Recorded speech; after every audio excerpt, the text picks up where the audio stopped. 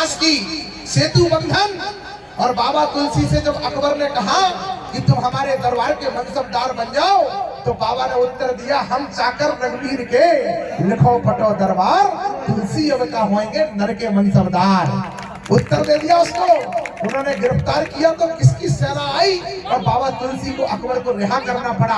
और हनुमानगढ़ी की घटना सबको पता है। और 1 महीने पहले 5 साल की बच्ची को उस दरिंदों से मुक्त कराने कौन पहुंचा?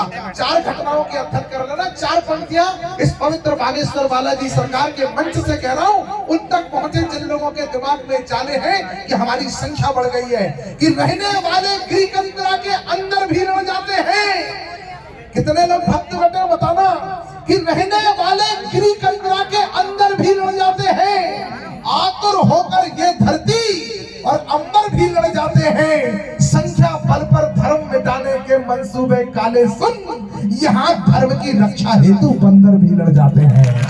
यहाँ धर्म की रक्षा हेतु बंदर भी लड़ जाते हैं। और आपने उत्साह दिखाया तो 4 पंक्तियां दे रहा हूं विज्ञान की तरफ से, कि जिस लोक में जन्मोगे उस लोक में मर जाओगे, शोक का कारण बनोगे, शोक में मर जाओगे।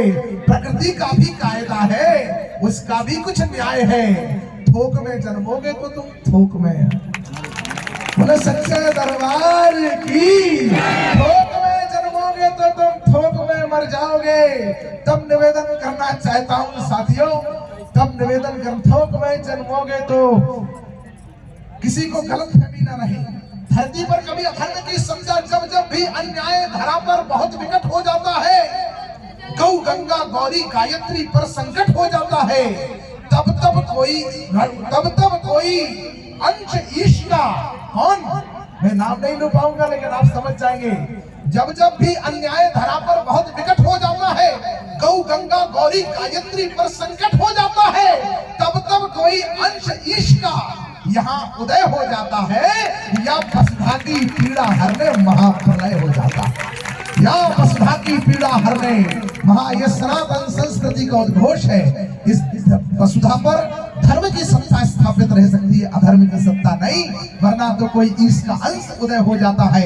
यदा यदा ही धर्मस्य ग्लानिर् भवति भारत, जब जब धरा पर अधर्म बढ़ेगा तो कोई ईश अंश का उदय हो जाएगा या फिर महाप्रलय हो जाएगा। यह सनातन संस्कृति का उद्घोष है। आप कुछ ही पलों में पूज्य महाराज श्री का आगमन होगा, तब तक एक भजन के लिए नरेंद्र जी से आग्रह करते हैं।